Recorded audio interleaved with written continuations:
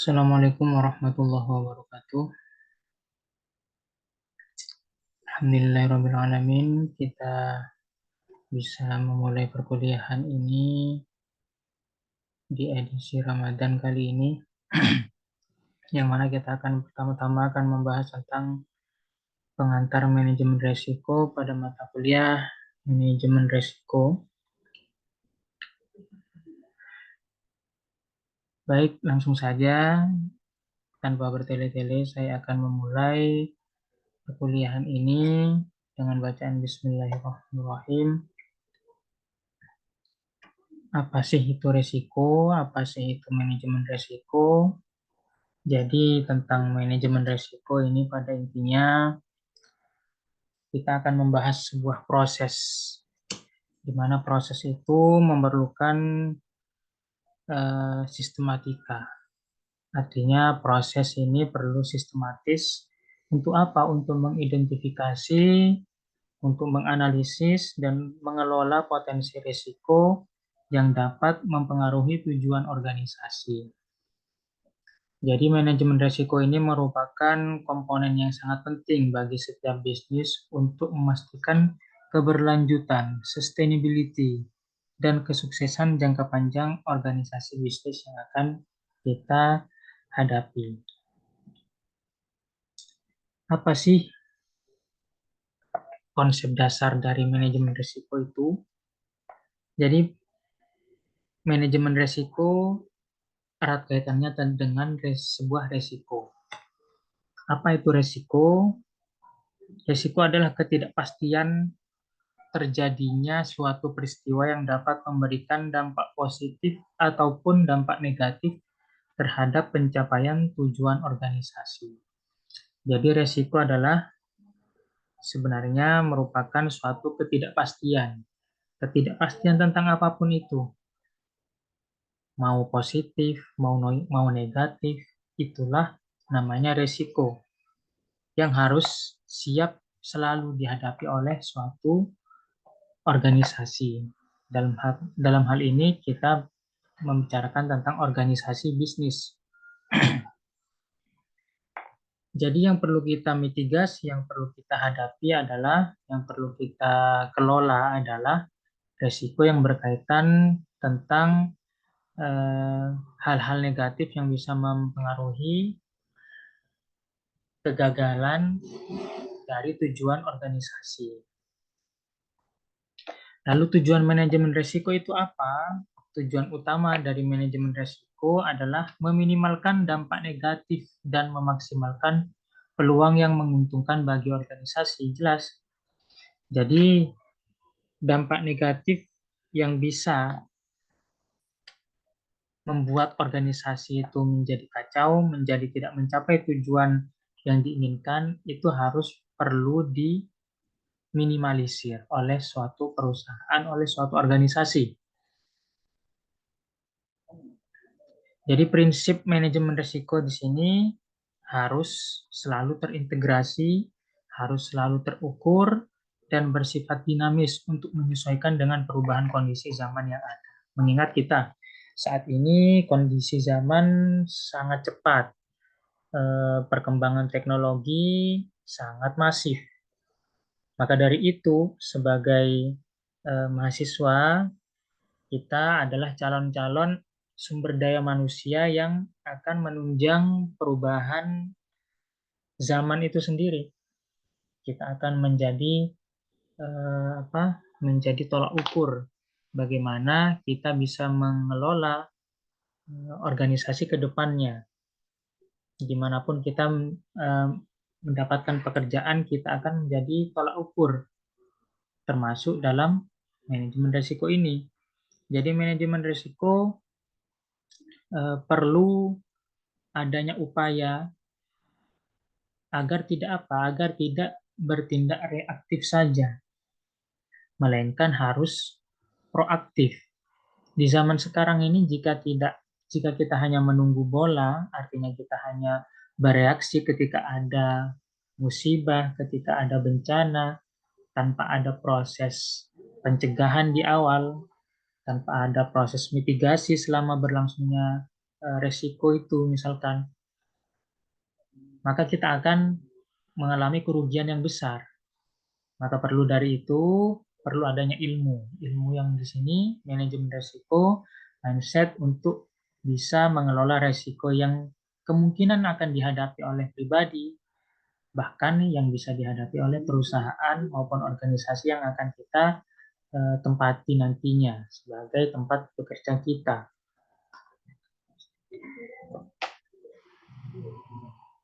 Jadi proses dalam manajemen risiko harus proaktif, harus terus menggali potensi risiko. Jadi mindsetnya bagaimana?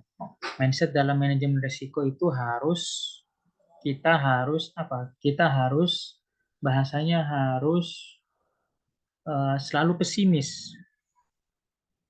Pesimis dengan segala keadaan. Bagaimana jika kita mengalami kerugian misalkan? Bagaimana jika terjadi bencana misalkan? Bagaimana jika terjadi kebakaran, banjir? Bagaimana jika ada karyawan yang berhenti mendadak? Bagaimana jika ada karyawan yang mengalami kematian, ada kecelakaan kerja? Bagaimana jika ada kasus seperti kasus krisis moneter? Itu harus selalu dipikirkan oleh seorang pribadi, bahkan terkhusus bagi manajer risiko nantinya. Jika semua orang dalam satu organisasi itu sadar akan risiko, maka organisasi kemungkinan akan berjalan semakin baik.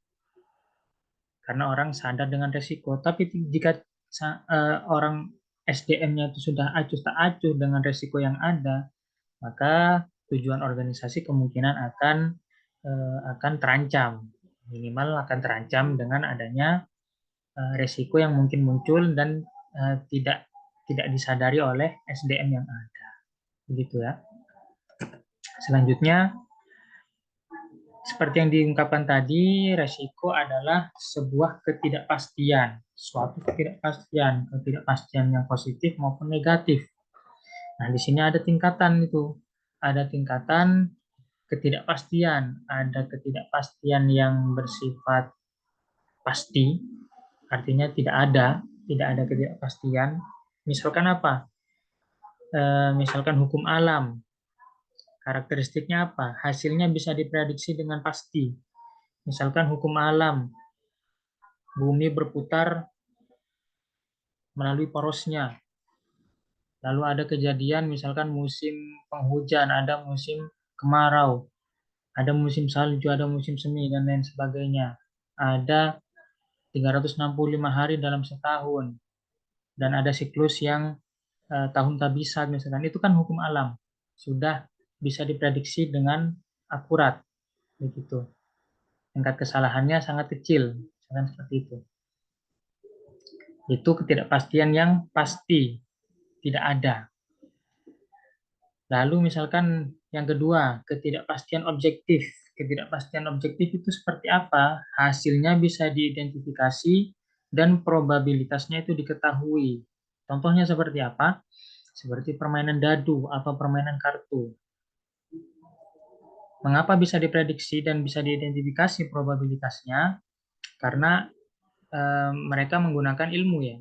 Jadi mereka itu ada ilmunya, ilmu menghitung probabilitas seperti itu. Jadi berapa kemungkinan akan keluar angka 6 dalam sebuah dadu, misalkan seperti itu.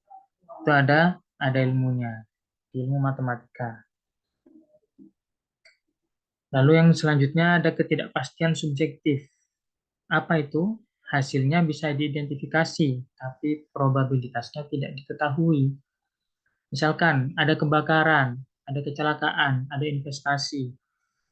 Misalkan investasi, hasilnya bisa diketahui sekian labanya, tapi probabilitasnya bisa diprediksi, tetapi akan banyak faktor-faktor yang mempengaruhinya. Ada faktor yang meningkatkan, ada faktor yang menurunkan tingkat probabilitasnya, seperti itu.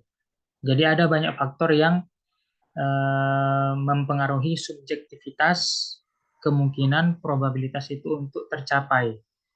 Kemungkinan suatu hal itu tercapai, misalkan ada kecelakaan, ada probabilitas berdasarkan data ya, Misalkan ada data di tahun 2023 ada kecelakaan misalkan 21.000. Jadi misalkan ada 0, sekian persen dari setiap kendaraan yang kemungkinan mengalami kecelakaan dalam tahun 2023 dan itu dijadikan acuan di 2024 misalkan. Nah, ini kan menjadi subjektif. Kenapa menjadi subjektif? Karena tidak pasti akan terjadi juga di tahun 2024. Jadi itu tergantung subjek orang-orang masing-masing yang mengendarai kendaraan di jalan raya. Jadi tidak bisa dijadikan patokan 100%, tapi hanya menjadi acuan. Maka dari itu dinamakan ketidakpastian yang subjektif. Jadi tidak pasti akan sama seperti tahun yang lalu. Kan tetapi bisa dijadikan pelajaran. Jadi hasilnya bisa diidentifikasi. Kecelakaan itu bisa diidentifikasi, kebakaran bisa diidentifikasi, tapi probabilitasnya tidak diketahui. Kemungkinannya itu sama-sama masih mungkin terjadi.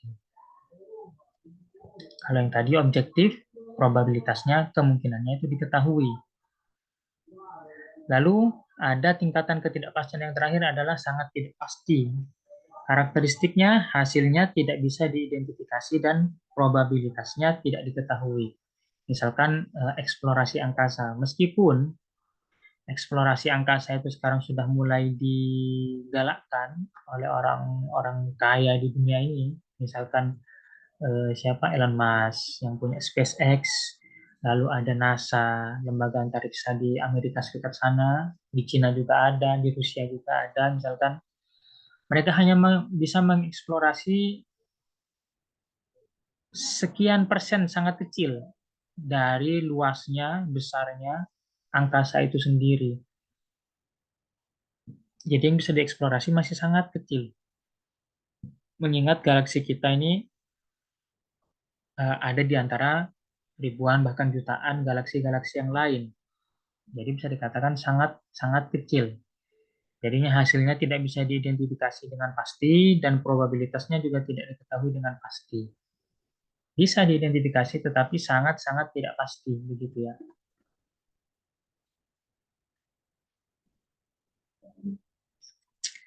Lalu kita bahas juga tentang peril dan hazard.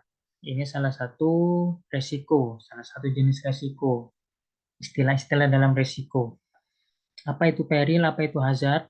Peril adalah hal yang menyebabkan penyebab langsung kerugian. Suatu kerugian itu penyebab langsungnya adalah dinamakan peril. Contohnya misalkan kebakaran. Jadi ada orang mengalami kerugian. Apa perilnya? Kebakaran. Jadi orang mengalami kerugian yang diakibatkan kebakaran. Kebakaran itu dinamakan peril, penyebab langsung kerugian. Ada orang rugi karena diterpa badai. Jadi badai itu adalah peril. Ada orang rugi karena mengalami suatu penyakit. Jadi penyakit itu adalah peril. Lalu apa itu hazard? Hazard adalah hal yang menjadi penyebab atau yang meningkatkan terjadinya peril. Maksudnya bagaimana? Misalkan tadi ada kebakaran contohnya. Hazardnya adalah kain yang berlumuran dengan minyak yang tidak dibereskan, yang tidak dibersihkan dengan baik, dibiarkan tergeletak, lalu dekat dengan sumber api. Nah, kain yang berlumuran minyak itu menjadi hazard, eh, menjadi penyebab kemungkinan terjadinya kebakaran.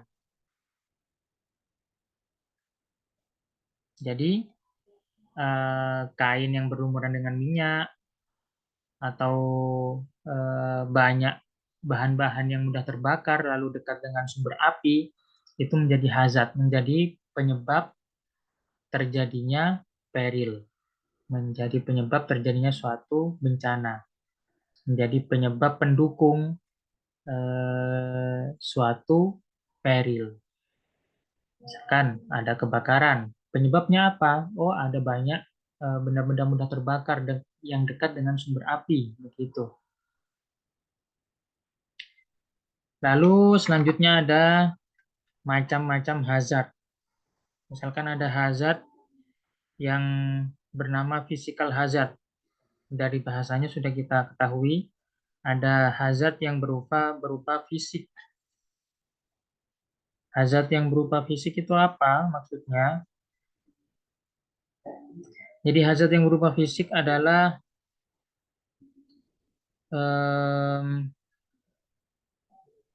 suatu kondisi yang bersumber pada karakteristik secara fisik dari suatu objek yang dapat memperbesar kemungkinan terjadinya suatu peril atau memperbesar terjadinya suatu kerugian.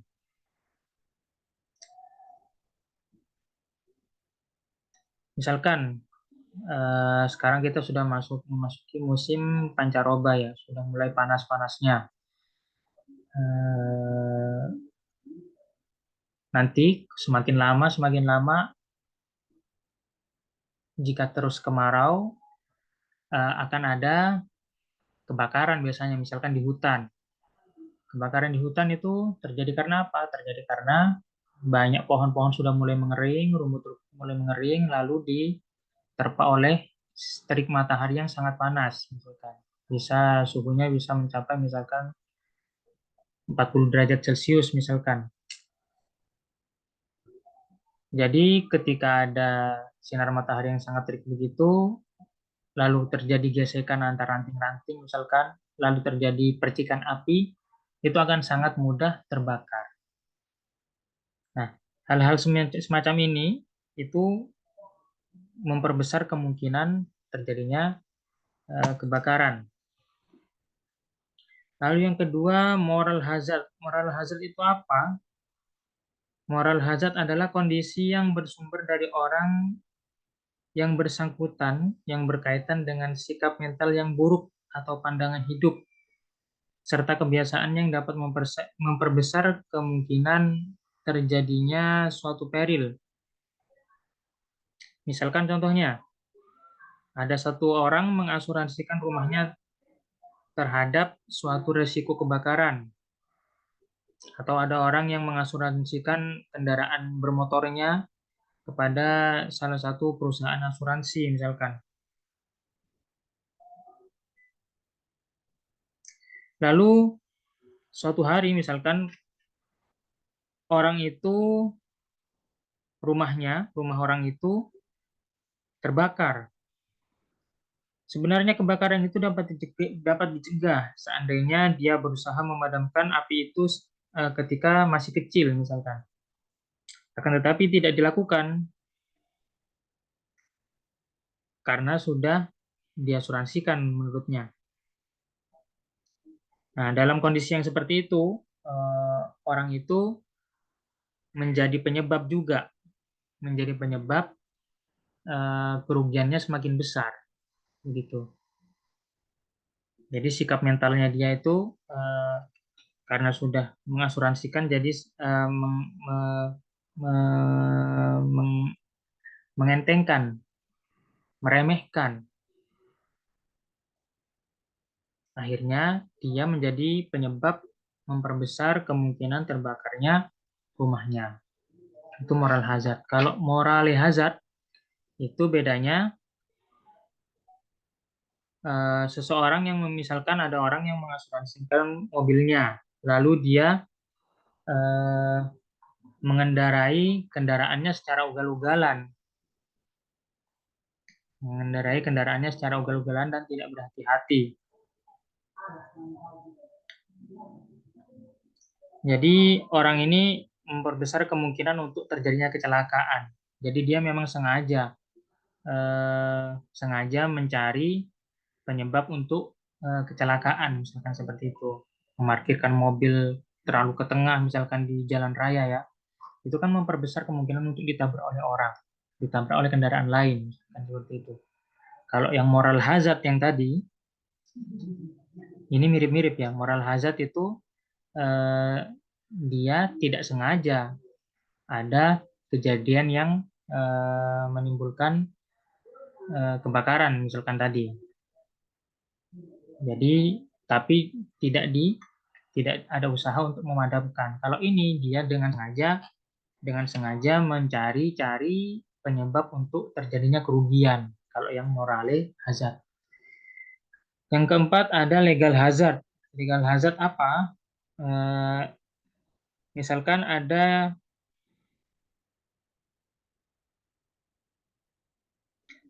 perusahaan, adanya keharusan asuransi kecelakaan kerja untuk para karyawan misalkan.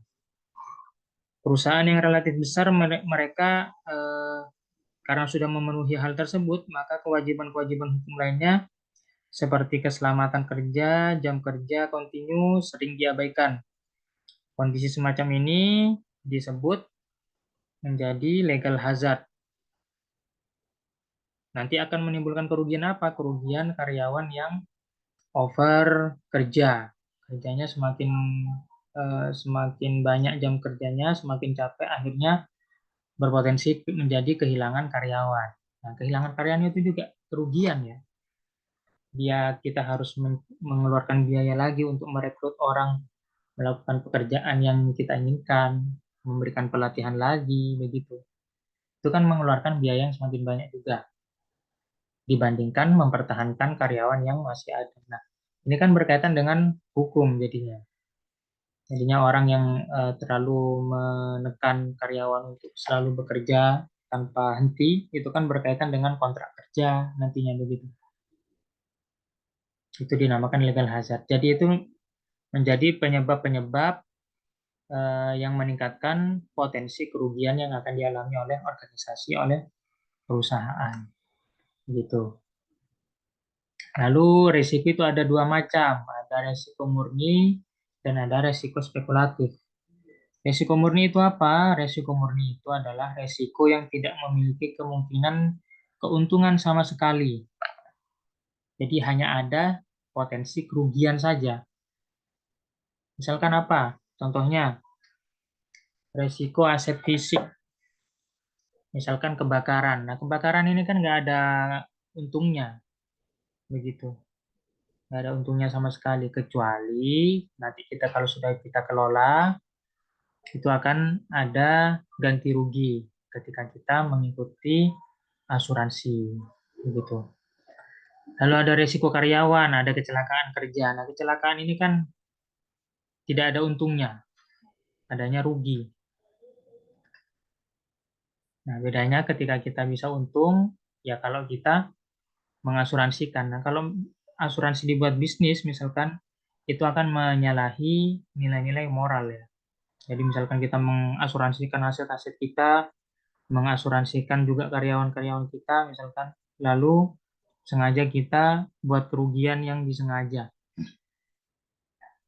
Nanti kalau diinspeksi oleh perusahaan asuransinya ternyata itu dibuat-buat kerugiannya tidak secara alamiah, nah, maka tidak bisa diklaim itu asuransinya, begitu. Jadi ya kita tidak bisa membodohi perusahaan asuransi juga. Jadi kita harus benar-benar murni menjadikan asuransi itu sebagai proteksi tambahan, bukan untuk investasi. Lalu yang ketiga ada resiko legal. Resiko legal ini yang berkaitan dengan ranah hukum. Misalkan nanti perselisihan di ranah hukum. Misalkan ada kontrak yang tidak dijalankan dengan baik, ada perusahaan yang menyalahi kontrak, membuat pekerjanya itu overwork, bekerja dengan berlebihan, itu kan ada resiko legal yang bisa dituntut nantinya di pengadilan. Jika ada tuntutan dari karyawan, misalkan ada gaji-gaji yang tidak diserahkan, gaji-gaji yang tidak dibayarkan, adanya demo nanti begitu. Nah, ini kan berkaitan dengan legal formal, berkaitan dengan ranah hukum.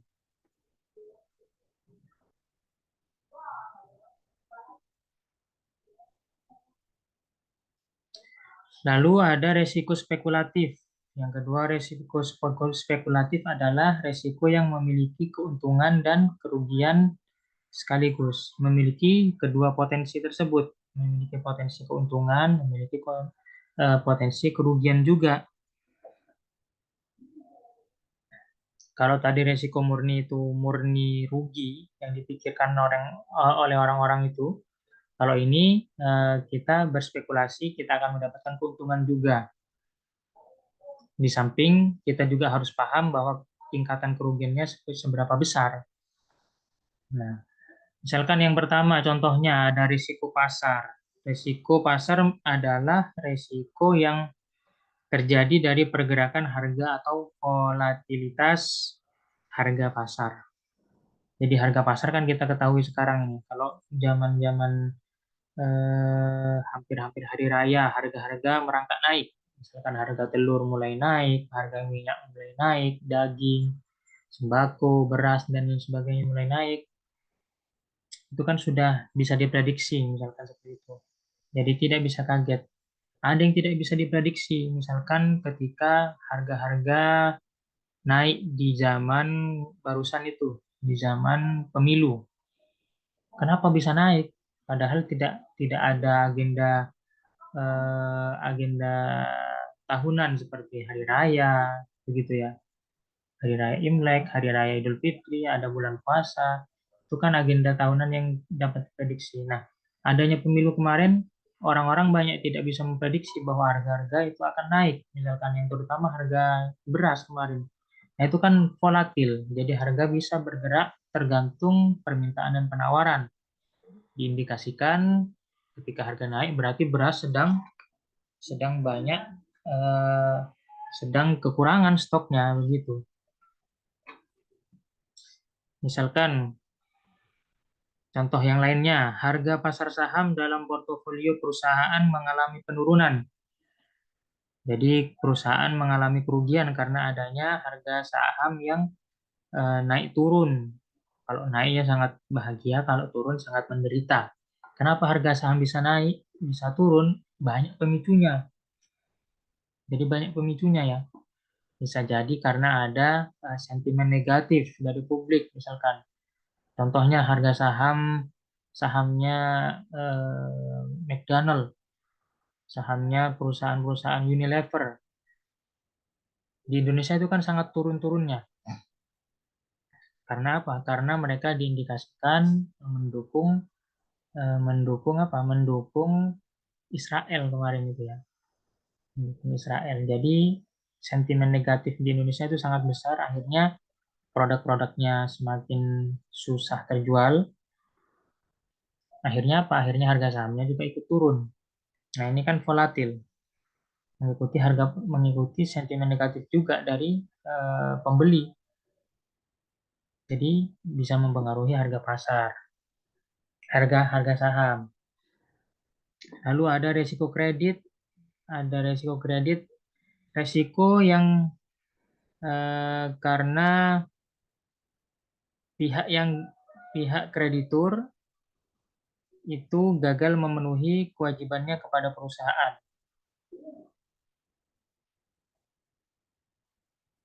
Eh, Maksud saya pihak debitur, pihak yang meminjam itu gagal bayar kepada perusahaan peminjam.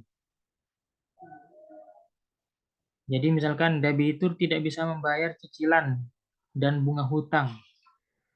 Akhirnya perusahaan mengalami kerugian, hutang dagang tidak terbayar, gitu. Ini resiko kredit. Lalu ada resiko likuiditas. Yang ketiga, resiko likuiditas itu apa? Resiko yang tidak bisa memenuhi kebutuhan kas. Resiko tidak bisa menjual barang aset dengan cepat karena ketidaklikuidan atau gangguan pasar. Tidak liquid itu artinya apa? Tidak bisa cepat cair. Liquid itu kan cair. Artinya kalau tidak liquid, artinya barang itu susah untuk dicairkan.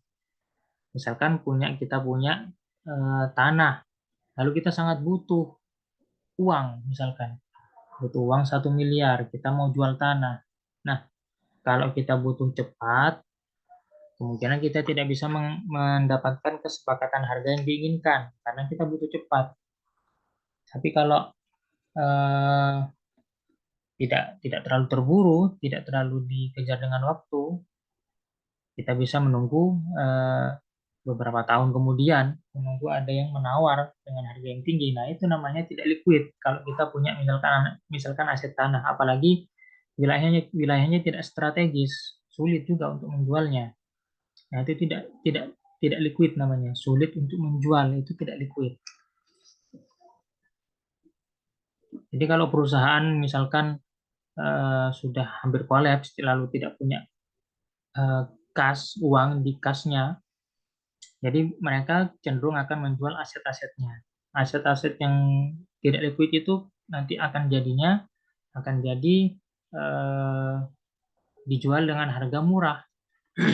Untuk apa ya? Untuk segera memenuhi kebutuhan. Misalkan ada kebutuhan untuk memenuhi kebutuhan karyawan, gaji-gajinya, hutang-hutangnya, hutang-hutang perusahaan untuk segera dilunasi, misalkan seperti itu.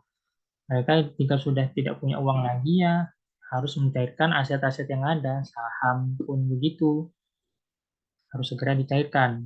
Akhirnya apa? Akhirnya untuk memenuhi kebutuhan kewajiban-kewajiban mereka. Lalu ada apa lagi? Yang keempat, resiko operasional. Ada resiko operasional itu ada yang diakibatkan oleh human error atau kesalahan dari mesin.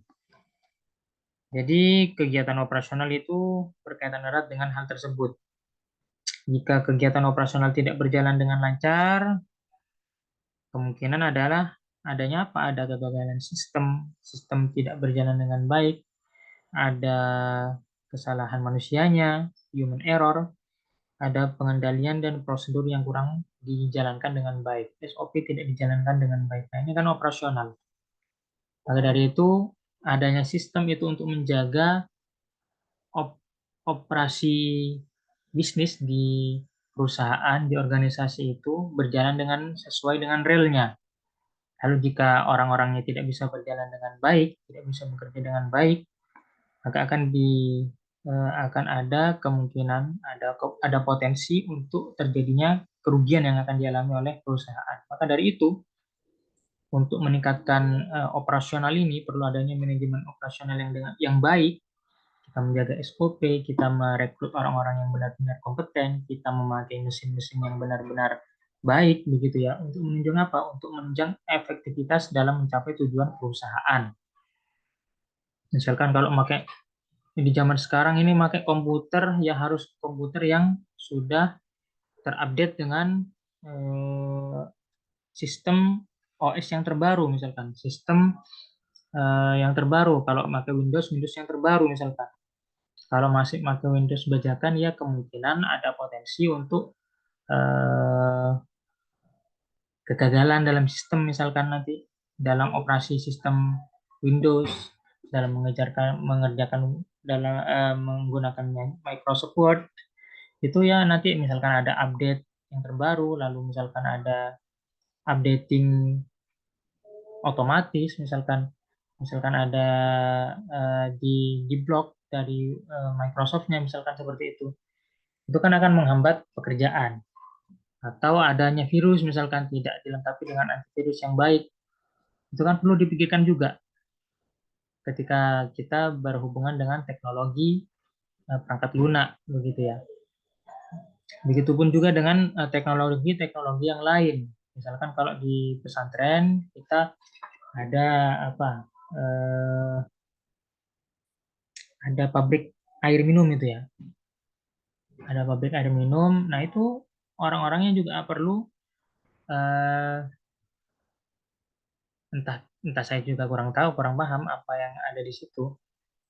Kalau mau meningkatkan penjualan ya harus ditingkatkan dari SDM-nya, dari kualitas produknya juga. Kualitas produk berbanding lurus dengan apa? Dengan SDM, dengan mesin yang digunakan, dengan bahan baku yang digunakan. Jadi seperti itu. Nah, ini resiko operasional. Oke, next. Lalu bagaimana kita untuk mengidentifikasi dan menganalisis resiko? Yang pertama yang perlu kita lakukan, kita perlu mengidentifikasi resiko. Identifikasi resiko di sini apa tujuannya? Apa maksudnya? Jadi proses identifikasi ini adalah proses mengumpulkan informasi untuk mengidentifikasi resiko yang mungkin terjadi. Jadi di dunia yang semakin berkembang ini, informasi itu hal yang sangat mahal. Jadi bagaimana kita mengumpulkan informasi dengan cermat, dengan akurat, untuk menjadi apa? Untuk menjadi tolak ukur, untuk menjadi acuan. Bagaimana kita memetakan potensi-potensi risiko yang ada nanti ke depannya. Ya harus dipetakan dulu, harus diidentifikasi dulu apa saja potensi risiko yang mungkin terjadi, gitu ya. Misalkan kita punya bisnis konveksi. Nah, potensi resikonya yang mungkin terjadi apa saja? Misalkan karyawan sakit. Nah, itu kan potensi resiko tidak pernah dipikirkan mungkin oleh owner-owner bisnis. Ada karyawan sakit, misalkan ada potensi kebakaran, ada potensi gagal bayar dari para pembeli, lalu mungkin ada potensi kenaikan harga bahan baku, misalkan seperti itu. Nah, itu kan potensi-potensi kerugian yang potensi resiko yang mungkin terjadi. Bisa diidentifikasi, cari sebanyak-banyaknya. Dalam manajemen risiko itu, kita perlu berpikir pesimis. Bagaimana jika terjadi kerugian ini, itu. Nah, itu harus dikumpulkan semuanya, lalu kita petakan nanti. Nah, memasuki proses yang kedua, kita melakukan pengukuran dan evaluasi risiko. Maksudnya bagaimana? Jadi pengukuran itu kita setelah mengidentifikasi risiko yang mungkin terjadi sebanyak-banyaknya itu kita buat list ya, kita buat daftar potensi risikonya, lalu kita melakukan pengukuran kemungkinan terjadinya risiko tersebut dan kita melakukan pengukuran potensi dampak yang terjadi terhadap organisasi. Jadi nanti ada matriksnya, misalkan ada matriksnya. Jadi eh, semua potensi tersebut akan didata oleh kita, lalu akan kita ukur. Oh, misalkan ada potensi kerugian eh, karyawan yang capek, misalkan. Oh, ini potensinya medium, misalkan seperti itu. Lalu ada potensi karyawan yang meninggal. Oh, ini levelnya masih low, masih rendah, mengingat kondisi karyawannya ini masih muda-muda di bawah 40 tahun. Nah, sedangkan angka harapan hidup di Indonesia itu sampai 60 tahun misalkan seperti itu. Jadi di luar eh, di luar kuasa ilahi, di luar kuasa Tuhan, kita bisa memperhitungkan bahwa potensi karyawan yang meninggal itu sangat kecil. Jadi bisa dikesampingkan resiko ini. Oh, kalau karyawan sakit itu medium, bisa saja karyawan ini sakit dalam 1 bulan atau 2 bulan bekerja, misalkan seperti itu. Nah, itu mengukur. Jadi mengukur itu untuk menentukan skala prioritas. Menentukan skala prioritas. Oh, kalau kita punya bisnis konveksi, punya bisnis jahit menjahit, potensi yang kerugian paling besar apa? Misalkan ada kebakaran kan berhubungan dengan kain semua di sana. Jadi karyawan dilarang merokok. Nantinya begitu proses pengendalian resikonya begitu nanti. Jadi karyawan ketika bekerja dilarang merokok, sangat dilarang merokok karena ada banyak bahan-bahan baku yang mudah terbakar, sangat mudah terbakar begitu. Jadi ini eh, potensi resiko yang ini akan ditempatkan di skala prioritas yang tertinggi. Jadi resiko kebakaran itu akan ditempatkan di skala prioritas yang tertinggi gitu. Jadi setelah melakukan pengukuran dari semua potensi itu, kebakaran itu eh, masuk kategori yang sangat tinggi, misalkan, atau ada kecelakaan kerja itu masuk potensi juga yang tinggi, misalkan kan berhubungan dengan jahit menjahit ada jarum, ada kecelakaan kerja bisa saja tertusuk jarum, misalkan begitu ya, atau terkena gunting kan tidak ada yang tahu. Namanya resiko itu gali semua resiko yang mungkin terjadi sekecil apapun itu. Jadi kita bisa katakan nanti ini kategorinya bisa kategori tinggi, resiko tinggi, rendah, atau sedang begitu. Lalu yang ketiga, bagaimana setelah semua kita identifikasi, setelah semuanya kita ukur, lalu nanti akan kita kelola resiko itu. Bisa kita lakukan pengelolaan resiko. Jadi yang dikelola pertama bisa saja kita melakukan penghindaran. Jika sangat jika sangat bisa, kita akan menghindari semua resiko yang ada. Tetapi itu hal yang eh, terdengar sangat aman. Cara yang paling aman, cara yang paling mudah adalah menghindari. Tetapi cara seperti ini eh, dapat dikatakan tidak bisa optimal ya. Misalkan contohnya, jika kita mau buka bisnis, kalau kita menghindari resiko, ya kita tidak akan pernah membuka bisnis, tidak akan pernah membuka suatu usaha sendiri, begitu ya. Karena kita berpikir resikonya terus. Jadi kita berusaha menghindari resiko yang akan dihadapi. Resiko yang dihadapi oleh pebisnis apa? Kerugian, ditipu, gitu ya, dan lain-lain sebagainya. Kita sudah menutup diri untuk tidak belajar untuk berbisnis. Itu menghindari kan, menghindari resiko yang ada. Di balik resiko itu, di balik resiko kerugian itu ada resiko keuntungan yang bisa yang bisa didapatkan. Tapi kita sudah pesimis duluan. Nah, ya ini juga salah satu cara. Tapi ini tidak optimal untuk menjadi pribadi yang baik ke depannya. Lalu yang kedua ada pengelolaan resiko yang berupa retention. Bisa kita tahan. Maksudnya bagaimana? Dalam beberapa situasi lebih baik kita menghadapi resiko sendiri tersebut, menahan resikonya. Contohnya, misalkan seseorang akan keluar rumah membeli sesuatu di supermarket, Indomaret, Alfamaret misalkan ya, tersebut saja, dengan menggunakan kendaraan. Nah, kendaraan tersebut misalkan tidak diasuransikan, lalu orang tersebut merasa asuransi terlalu repot ya. Asuransi repot, mahal kan harus bayar premi setiap bulannya. Ada biayanya, biaya premi itu. Sementara dia akan mengendarai kendaraan tersebut pasti dengan hati-hati begitu.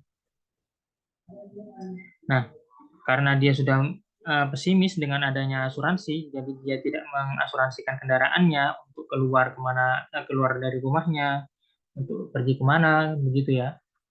Jadi dia berusaha untuk menahan sendiri, mengcover sendiri biaya yang mungkin terjadi, yang akan dihadapi, yang akan dialami oleh kendaraannya, misalkan ada eh, kena lubang begitu ya, lalu asnya patah begitu ya.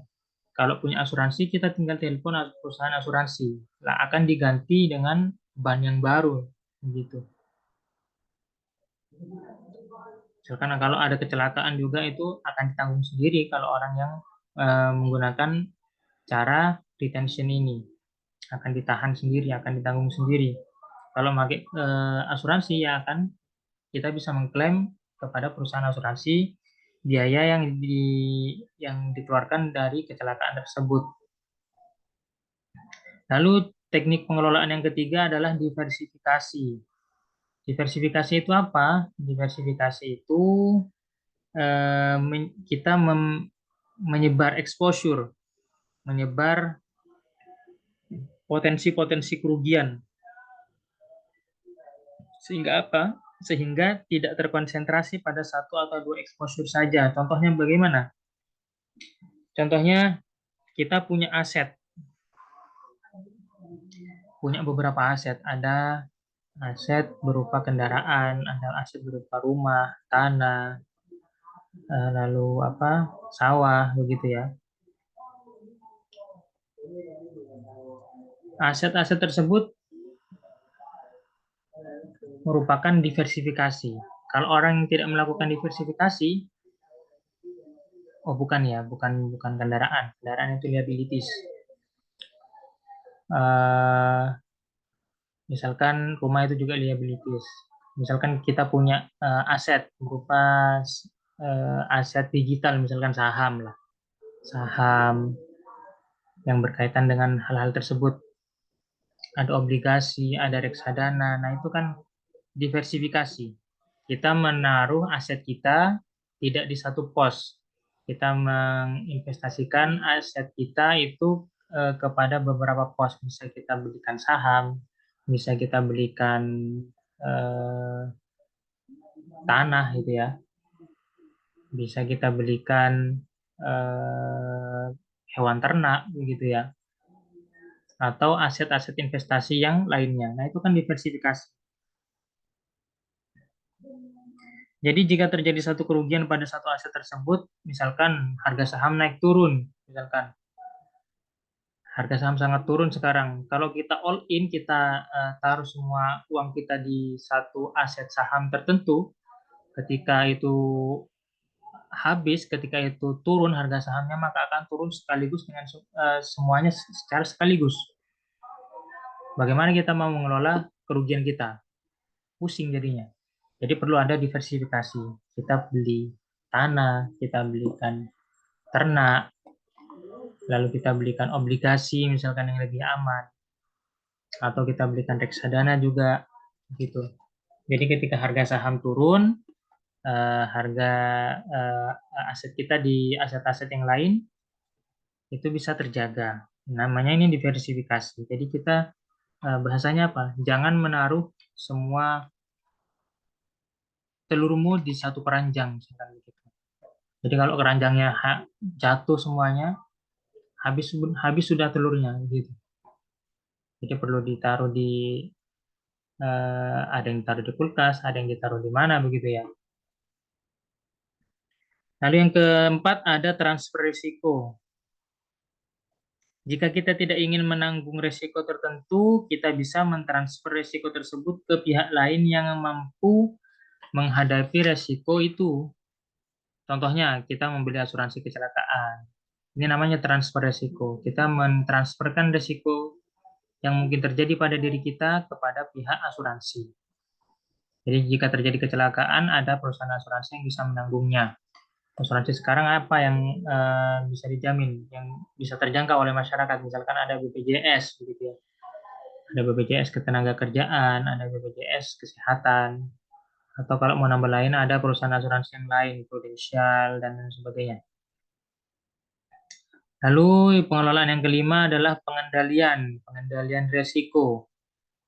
Pengendalian risiko ini dilakukan untuk mencegah atau menurunkan probabilitas terjadinya risiko. Contohnya, misalkan untuk mencegah terjadinya kebakaran, kita bisa memasang alarm di bangunan kita, gitu ya. Alarm tersebut merupakan salah satu cara untuk mengendalikan kebakaran. Jadi ada itu ya, yang alarm yang bisa mengidentifikasi adanya asap, begitu ya.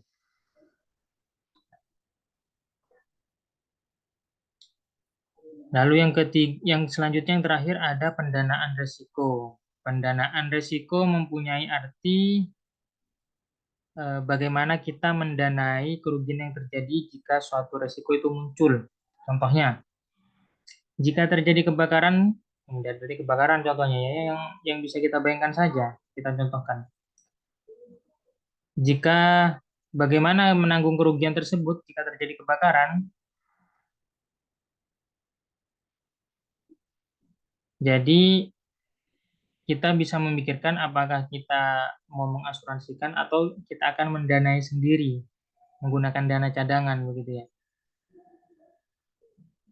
Jadi tetap kita danai, ya kita mendanai melalui asuransi atau melalui dana cadangan sendiri, dana pribadi sendiri.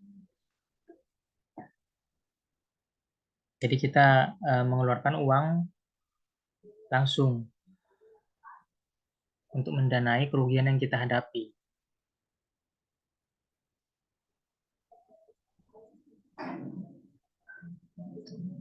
Selanjutnya mengimplementasikan manajemen risiko.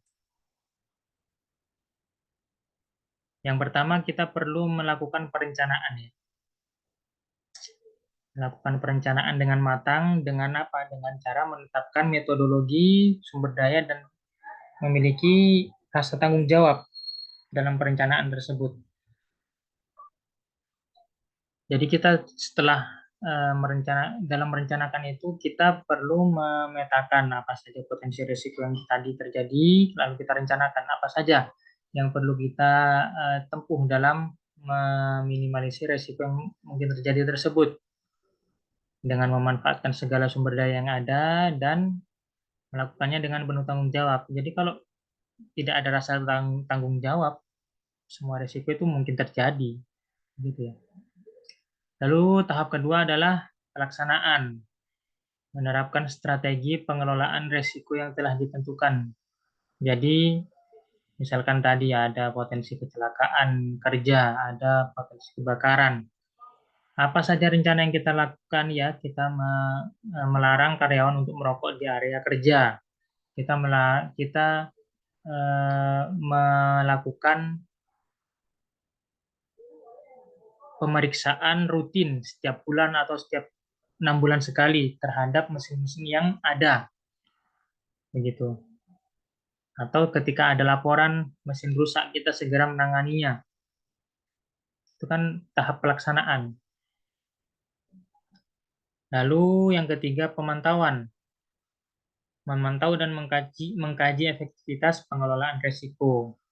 Jadi tetap harus kita monitor, harus kita pantau, harus kita evaluasi apa saja yang perlu, apa saja yang langkah-langkah yang kita lakukan itu apakah sudah efektif untuk menunjang tujuan perusahaan, tujuan organisasi. Misalkan kita membuat kebijakan karyawan itu harus menjaga kesehatan, lalu kita memberikan vitamin setiap bulan, misalkan seperti itu. Kita memberikan asupan gizi misalkan kepada karyawan itu. Tapi ternyata tetap sakit juga. Nah, ini perlu ditinjau lagi. Kan itu membebani kepada membebani biaya perusahaan kan. Membebani operasional perusahaan, keuangan perusahaan. Jadi perlu dikaji ulang kalau kita mau memberikan apa tunjangan-tunjangan yang untuk meningkatkan kesehatan karyawan misalkan seperti itu. Atau hanya kita perlu mencukupkan kita memfasilitasi BPJS saja begitu. Sekarang kan perusahaan wajib mendaftarkan karyawannya kepada asuransi kesehatan dan asuransi ketenaga kerjaan. Khawatir nanti terjadi kecelakaan kerja, khawatir nanti terjadi potensi gangguan kesehatan yang dialami oleh karyawannya. Jadi itu perlu dilakukan pemantauan ulang. Selalu dipantau ulang, selalu dikaji ulang semua kebijakan-kebijakan yang terkait dengan manajemen risiko. Setelah dilakukan itu, maka perlu adanya perbaikan. Ya, ada perbaikan, melakukan perbaikan berdasarkan hasil pantauan dan evaluasi yang telah dilakukan.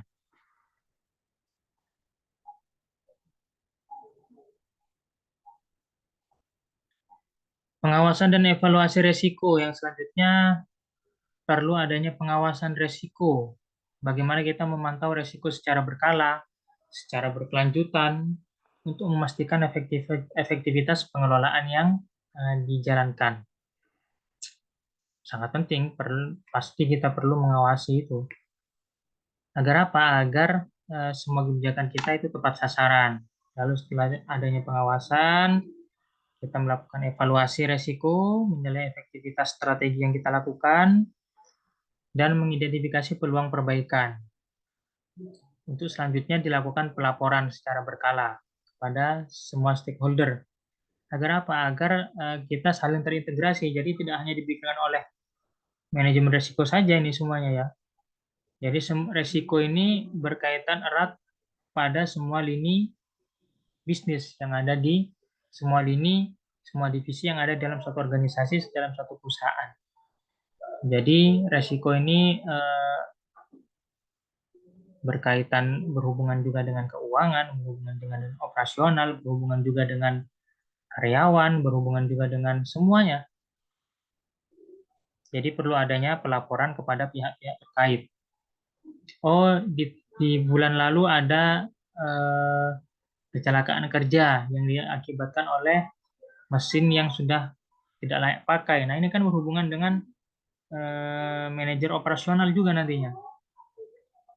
Dan juga berkaitan dengan manajemen keuangan juga. Jadi bagaimana untuk mendanai kebutuhan untuk mengadakan mesin baru gitu ya. Nah, ini kan berkaitan dengan uang. Jadi semuanya harus terintegrasi, tidak bisa dipikirkan sendiri oleh manajemen resiko sendiri begitu ya. Lalu untuk membudayakan manajemen risiko dalam satu organisasi itu perlu adanya kepemimpinan yang kuat, komunikasi yang baik, lalu ada pelatihan dan akuntabilitas. Kepemimpinan yang baik bagaimana?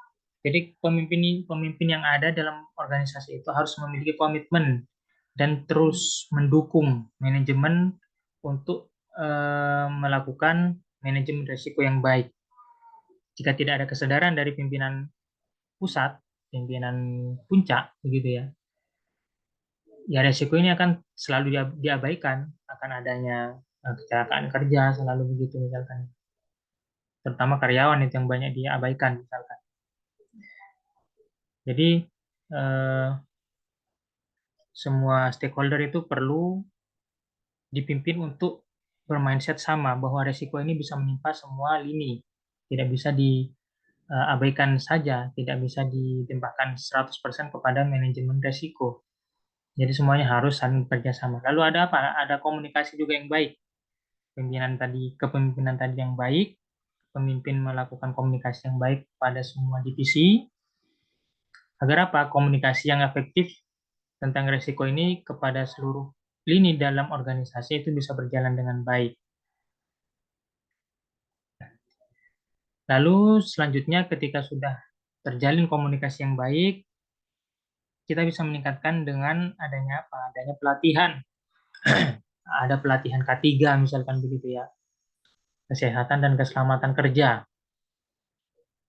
Meningkatkan sertifikasi K3 pada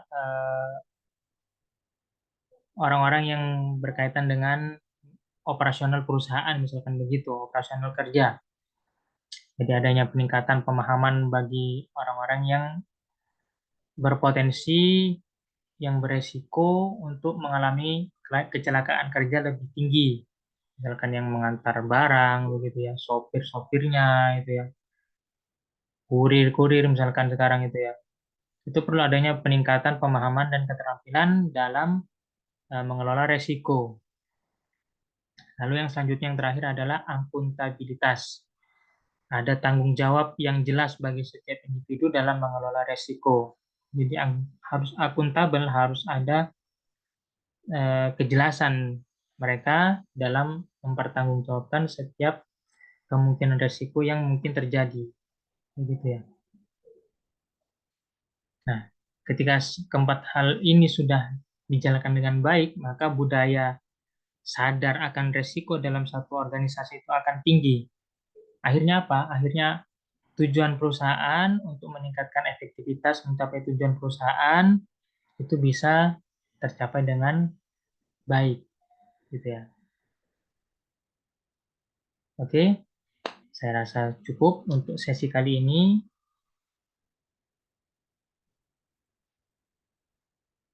Sampai jumpa pada sesi selanjutnya. Selamat belajar, tetap semangat. Assalamualaikum warahmatullahi wabarakatuh.